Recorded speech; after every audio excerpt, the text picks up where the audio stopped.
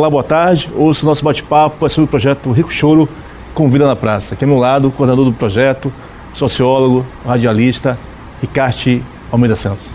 Ricardo, prazer recebê-lo no Resenha, tudo bem? O prazer é nosso, boa tarde, Tevaldo, estamos aqui com muita alegria.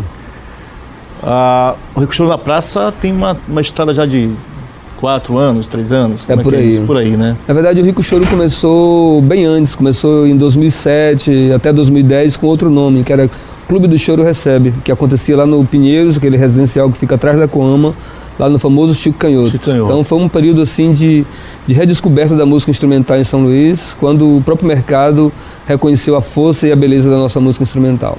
Depois retornamos em 2015 na Praia Grande com o nome de Rico Choro Convida. E depois que a gente... no teatro, né? Era no bar, no Barulhinho Bom. No Barulhinho Bom. No Barulhinho Bom, que era um bar e restaurante que tinha na Praia Grande, ali na Rua do Giz. E depois a gente submeteu ele à apreciação da Lei Estadual de Incentivo à Cultura, e ele com incentivo vem acontecendo 2016, 2017 e 2018. Ano que vem também, Ricardo? Ano que vem, provavelmente, a gente vai submeter de novo, depende muito de patrocinador, não é? Mas a medir pela aceitação do projeto, pela legitimidade desse movimento que tem crescido em São Luís, é provável que em 2019 ele continue acontecendo. Amanhã está no Quatrac. Amanhã está no Quatrac. Quem é que está contigo amanhã no Rico Choro Convida? A cada sarau tem um grupo de choro local recebendo artistas ou da cena maranhense ou instrumentistas nacionais. Né? Nesse sábado vai ser o encontro de 2 artistas maranhenses, 2 cantores, com o instrumental 5 Companheiros, que é um grupo daqui, liderado pelo mestre Osmar do Trombone, que é um grupo mais de uma levada gafierística, vai receber o cantor e o compositor Mano Borges, em encontro com a cantora Luciana Pinheiro, além das picapes e as trilhas do DJ Marcos Vinícius, que é muito conhecido no cenário do reggae, mas nesse dia vai estar lá fazendo a discotecagem do projeto Rico Choro. Então amanhã a partir de que horas? 19 horas? A partir das 7 da noite, na Praça de Nazaré, lá no Quatrac, lá de frente à igreja. Frente à igreja, né? Praça de Nazaré. Tá. Então a comunidade grande do Quatrac está toda convidada para comparecer em mais esse sarau do projeto Rico Choro Convida na Praça.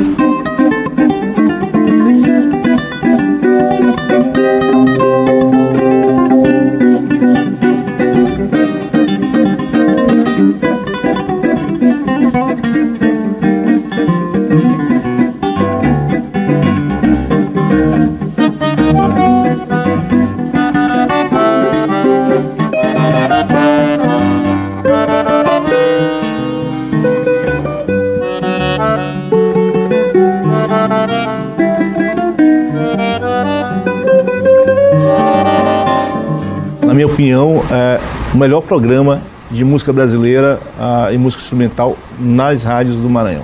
Domingo, de 9 às 10, na Universidade FM. Ricardo já comanda o Show de Chorões. Há quanto tempo, Ricardo? Há 27 anos, estamos lá desde 1991. Era um programa que já acontecia há 3 anos.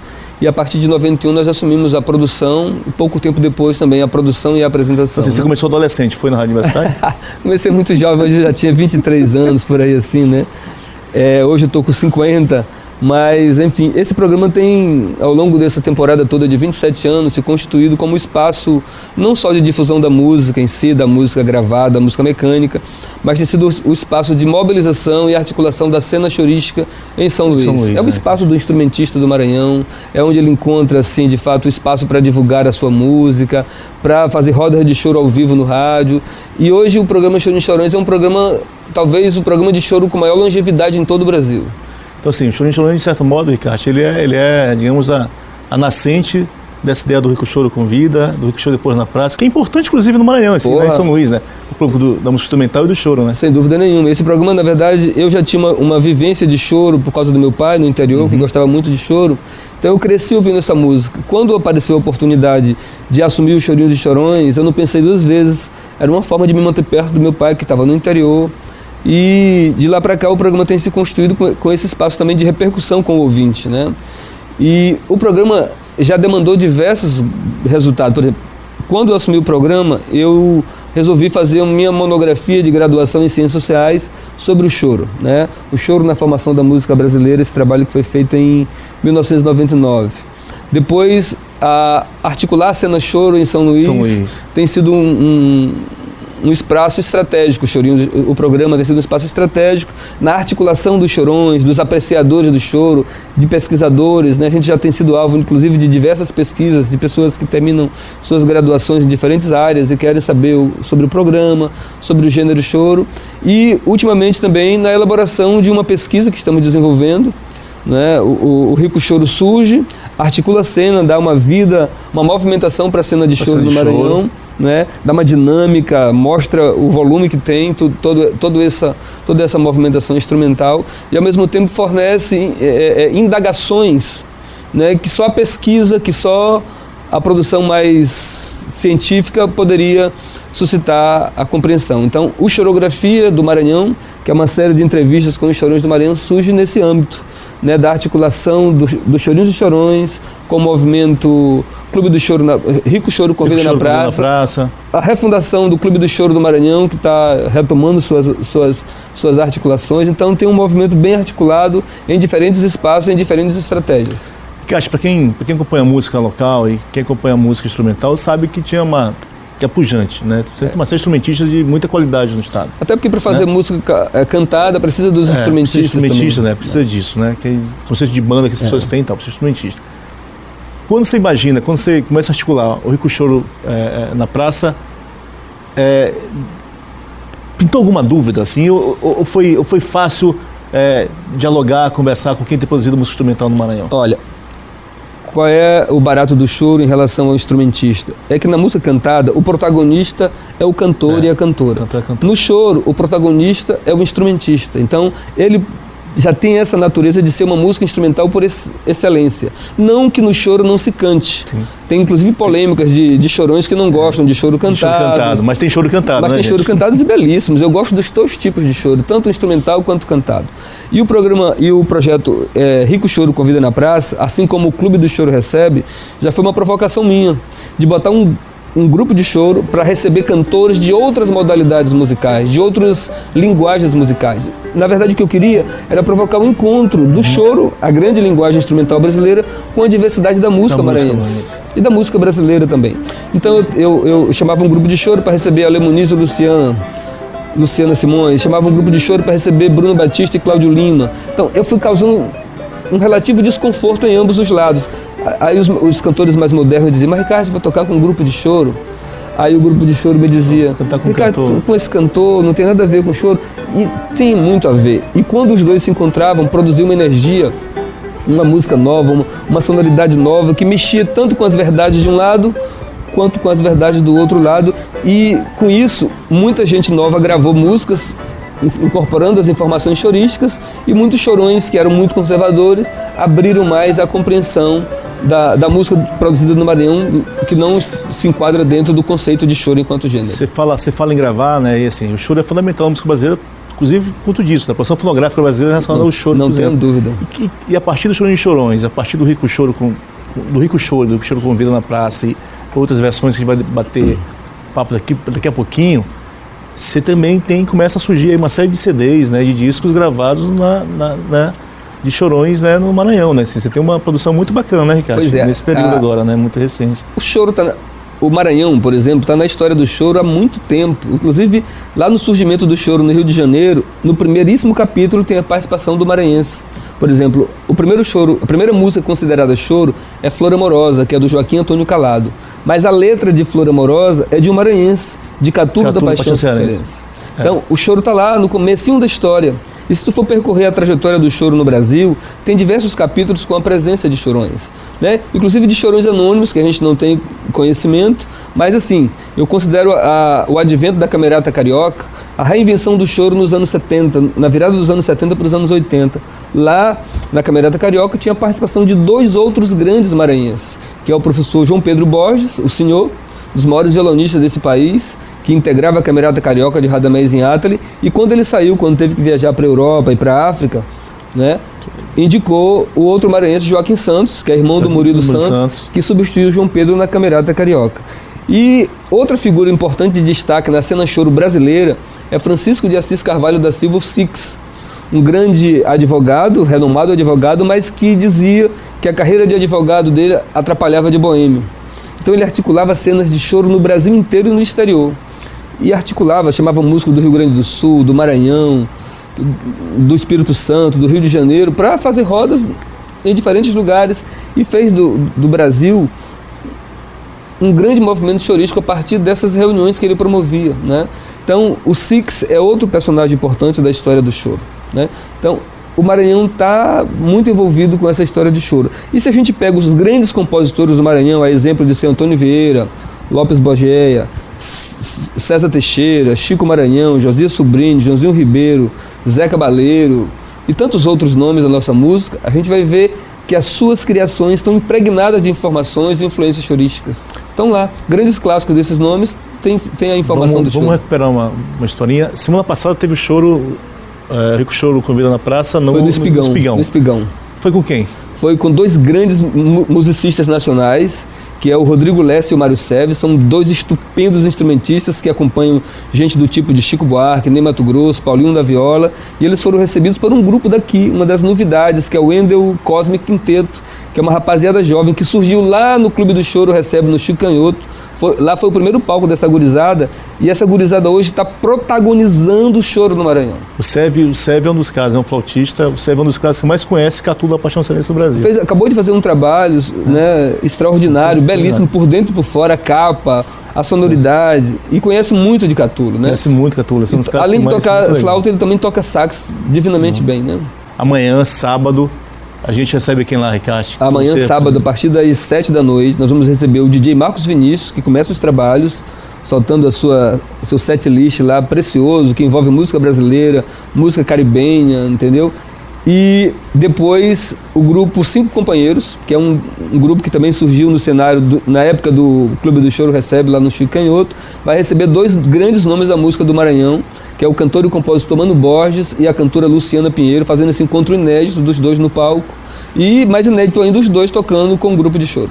Nesta sexta-feira, hoje, né, eu recebo aqui no Resenha Ricardo Almeida Santos, produtor, apresentador do programa Chorinhos e Chorões e produtor do projeto Rico Choro Convida na Praça e Convida para a Luta, que a gente vai falar no segundo bloco. No segundo bloco também, a gente vai bater um papo com o Ricardo sobre essa inclusão do DJ na versão do Rico Choro na Convida na Praça. É rapidinho, a gente volta já.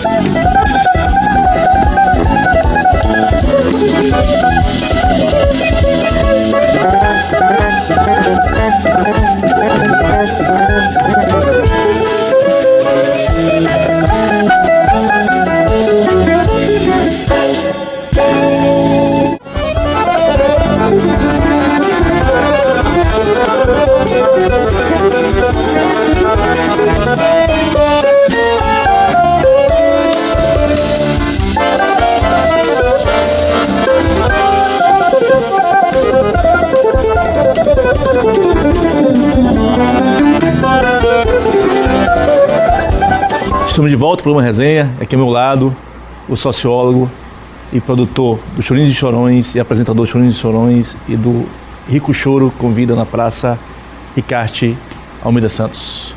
Ricardo, no bloco anterior, né, eu disse que a gente vai bater um papo sobre essa chegada do DJ no palco do Rico Choro. Como é que você promoveu mais esse diálogo, né? Pois é, rapaz. Era uma tentativa de continuar provocando incômodos, no bom sentido, né? Sim, claro. E além de outros ritmos, de outros gêneros musicais que a gente convida para se encontrar com o choro, por que não outras modalidades e outras práticas musicais, né? Hoje nós temos DJs, tem muito preconceito em relação aos DJs, porque todo mundo imagina que o DJ sempre é aquele cara que bate estaca, né? Titum, titum, titum, titum. E nem sempre é assim. Tem pesquisadores extraordinários da música brasileira, da música do Maranhão. Então a nossa ideia era justamente ver e valorizar e dar visibilidade para esses profissionais que geralmente ficam escondidos, ficam na abertura de uma festa sem ser reconhecidos. Você entra e sai e não sabe quem está fazendo aquela seleção. E a ideia é dar visibilidade para esse profissional da música, que também vive de pesquisa, né, e que precisa ser reconhecido no seu valor. E enquanto o cenário vai se completando, a gente apresenta o DJ, conta um pouco da sua história e ele desfila a sua seleção de músicas, né, e tem agradado em cheio ao público, né, o público dança durante... E muito legal porque assim, tem DJs que estão levando suas coleções de vinis, que apareceu legal, né, no Rico Choro, essa coisa do vinil, né? Quer dizer, porque a Capizinha no dia fica um negócio desse tamanho, né? Tudo muito digitalizado, mas de repente, né? Tá lá o bolachão aparecendo. Você tem DJs como Joaquim Zion, como Franklin, como Marcão, DJs como Vitor Hugo, são figuras, Marcos Vinícius, são figuras que pesquisam há anos sobre música e tem sua seleção de vinis, outros de CDs mesmo, mas Jorge Schweiro, por exemplo, Pedro Sobrinho, são figuras que estão há muito tempo mergulhadas em conhecer música, em elaborar sobre as músicas, em escrever sobre elas.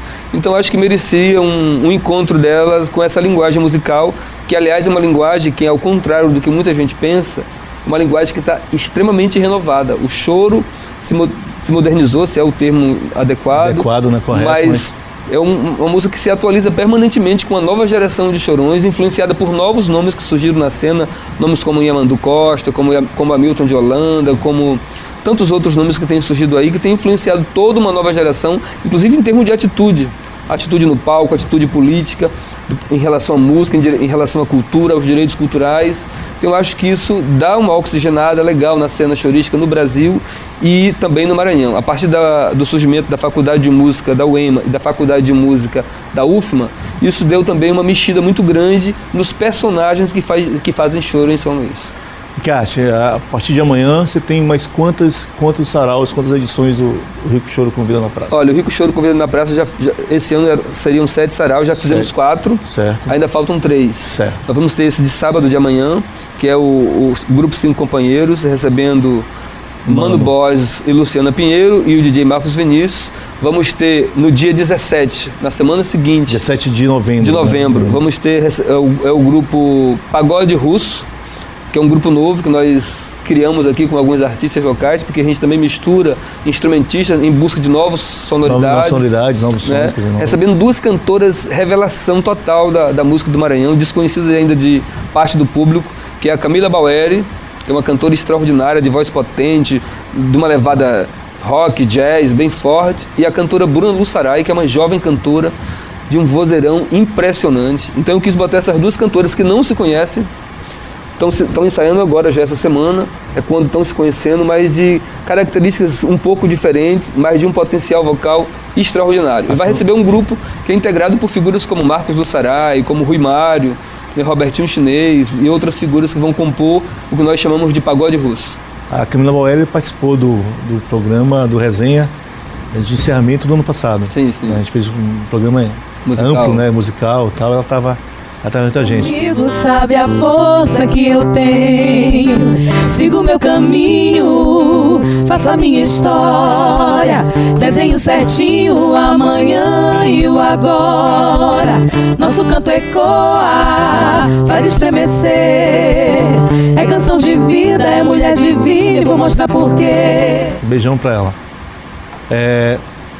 Sim, e vamos ter o grupo Tira Teima, que é o mais longevo grupamento de choro do Maranhão, que ajudou a fundar o disco Lances de Agora, de Chico Maranhão, em 1978, na Igreja do Desterro, que saiu pela gravadora Marcos Pereira, e o Tira Teima continua em atividade, embora os seus integrantes tenham mudado, mas existe Paulo Trabuzzi, que é o condutor dessa tocha musical, que é o Tira Teima. Então, o Tira Teima recebe simplesmente Luciana Rabelo, uma sacerdotisa do choro nacional, uma grande cavaquinista, militante do choro, fundadora da primeira gravadora especializada em choro do Brasil, que é a Acari Records, e fundadora da mais importante casa do choro hoje no Brasil, que é a Casa do Choro, do Rio de Janeiro, que é uma espécie de museu vivo de toda a trajetória do choro no Brasil. Então a Luciana, irmã do Rafael Rabelo, é a grande atração da culminância do projeto em 2018. Né? Dia 15 de dezembro, uma espécie de confraternização final do projeto na Praça Gonçalves Dias, que é esse cenário lindíssimo,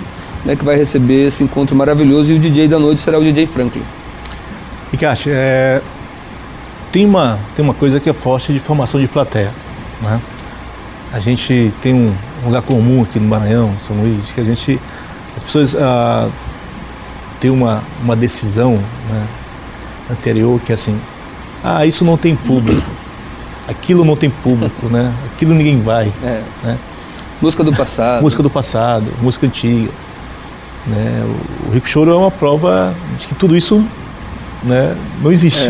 Existe... Né? Como é que, assim, eu queria saber de como é que o público tem te tratado contigo, lidado com o Rico Choro nesses 3 anos, Platão em 2015 para cá, os espaços, né, abertos. E como é que você lida com isso? Como é que você olha para esse lugar? E Tevaldo, cada vez mais tem mais gente indo assistir, acompanhando, né? O choro é uma música identitária muito forte, ela tem a ver com as nossas origens culturais, seja negra, indígena, europeia. O choro agrega essas informações todas e dá significado, dá idioma musical para o Brasil, né? O choro é o idioma musical do Brasil, a partir do choro que outros gêneros se desenvolveram. Ela é a primeira música que surge enquanto música brasileira, fruto desse sincretismo cultural, musical, que o Brasil passou a experimentar desde a chamada invasão europeia, até quando o povo se entendeu como um povo que não era mais índio só, que não era mais negro só, e não era mais os invasores europeus. Era um sincretismo dessa gente toda. Então, quando isso ocorre, na virada do século, em meados do século XIX, é que surge a primeira música que podemos chamar de música brasileira. Essa música era o choro, né? Então essa música tem uma força muito grande, ela está no imaginário coletivo do povo brasileiro, ela está na memória afetiva de nossa gente. Então quando você promove uma roda de choro na praça pública, né, acessível a todos, um projeto que circula, democratizando o acesso às comunidades, a essa música, as pessoas vão. Primeiro porque é uma música de qualidade, bem feita, num palco bem estruturado, com uma sonoridade de fina qualidade, né? Um repertório que tem a ver com a história da gente, não tem como o povo participar. Nós temos uma média de 500 pessoas por evento, tem evento que tem 800, tem evento que fica superlotado, tem outros eventos que ficam em torno de 300, 400 pessoas, mas enfim, tem sempre um grande público ávido para ouvir boa música. As pessoas chegam, sentam nas cadeiras, apreciam atentamente, as crianças circulam brincando, dançando as músicas, cria um cenário assim lúdico, encantador, né? Um clima em que as pessoas, se pudesse ficar a noite toda ouvindo aquela energia, aquela aura que circula naquele espaço, ficaria. Como é que você define esse roteiro, né? Como é que é definir? Tocar no Espigão, na Ponta da Areia, e tocar na semana seguinte, tocar na Igreja do Quatraque, tocar no... Né? Como é que você define esse roteiro? Como você define São Luís tem vários equipamentos públicos, assim, esquecidos, obsoletos. Um dos nossos critérios é ocupar os espaços esquecidos e mostrar que a praça é o lugar, assim, da convivência humana, que a praça não pode ser negligenciada em função das praças de alimentação dos shopping centers, por exemplo. Então a nossa ideia é fazer o chamamento para a ocupação do espaço público, inclusive espaços públicos com estruturas maravilhosas para a prática da arte, do teatro, e que estão esquecidas, né, cheia de mato, sem nenhum tipo de cuidado, e à medida em que a gente leva os holofotes para aquela praça, acaba despertando no poder público a necessidade de reocupar e de tratar e de cuidar daquele espaço público. E outros são espaços mesmos que já existem, com estrutura como o Espigão, por exemplo, a Lagoa. Por que não também fazer nesses espaços que estão recentemente recuperados? E aí a gente fica intercambiando entre praças que precisam ser denunciadas e mostradas e os espaços que estão sendo constituídos, né, mais recentemente, mas que também é preciso ocupar para que ele não se torne esquecido, né? E também pelas demandas das comunidades que pedem que a gente leve os projetos para lá. Bom, assim, não é nenhuma pressão, mas se ainda for falando há pouco da geografia maranhense, desse história do choro, dos personagens do choro no Maranhão, se lança ali em dezembro mesmo? Ou... Olha, esse projeto ele já vem se estendendo há algum tempo. A gente passou 3 anos fazendo as entrevistas, então são 52 entrevistas com 54 chorões maranhenses. Então um livro que mais de 500 páginas, que levou um tempo considerável, primeiro para terminar as entrevistas, 3 anos de campo, né, de relação. E agora a gente está com mais 3 anos de editoração, de fazendo esse trabalho meticuloso, preciosista do Bruno Azevedo, que é o nosso editor. E agora a gente também está submetendo ele aos rigores da universidade, porque é um projeto que tem a chancela do PGCult, que é o Programa de Pós-Graduação em Cultura e Sociedade, então ele vai sair também não só como livro de histórias dos chorões, mas também como livro de pesquisa acadêmico, né, que vai interessar a antropólogos, a historiadores, a sociólogos, a cientistas políticos, porque as histórias dos chorões, ela não abarca só a história do choro, ela conta a história do desenvolvimento da música no Maranhão e também no Brasil, porque porque são personagens daqui, mas personagens daqui que moram fora, que são grandes nomes do cenário nacional, como Toribio Santos, João Pedro Borges, Joaquim Santos, Inês Perdigão, Biratã Souza, e também, na medida em que isso trata de uma trajetória histórica do Maranhão sobre a música não é isolada sozinha, né? Ela não está... Não extrai a música, não fazer o trabalho. Ela está claro. Em meio a discussões políticas, a discussões culturais, a discussões sociológicas, antropológicas, ao desenvolvimento não só do choro, mas de toda a música do Maranhão. Sabe, de ocupação da cidade, de ocupação da cidade, dos espaços onde a música pôde ser desenvolvida e de outros personagens da cultura popular que de uma forma ou de outra, né, meio que interfacearam com o choro. Então é um dos livros, segundo alguns cientistas, um dos livros mais importantes que vão sair sobre música no Maranhão será o Chorografia do Maranhão, que seguramente será lançado até no máximo dezembro de 2018. Então pronto, sai pelo selo da Pitomba Livros, do Bruno. Do Bruno, em coedição com a UFMA. Coedição com a UFMA, Edufma, a editora da Universidade Federal do Maranhão. Deve ser rodado agora, semana que vem. Eu acho que daqui a uns 10 a 20 dias esse material já está em nossas mãos. Então a gente pode marcar então resenha aqui hoje para o lançamento do Chorografia. Sem dúvida nenhuma, esse ano ainda o Chorografia será lançado, pode ter certeza. E vai valer a pena ter esperado. Ricardo, meu irmão, muito obrigado. Eu que agradeço. Tá? Boa sorte e que a gente tenha outras edições, outros anos, né, semestres com o Rico Choro na praça e o Rico Choro para a luta. O resenha fica por aqui. Muito obrigado a vocês, né, um ótimo feriado a todos e amanhã, às 19 horas, na Igreja da Praça da Zalé, no Quatraque, Rico Choro convida na praça. Boa semana a todos. Tchau. Valeu.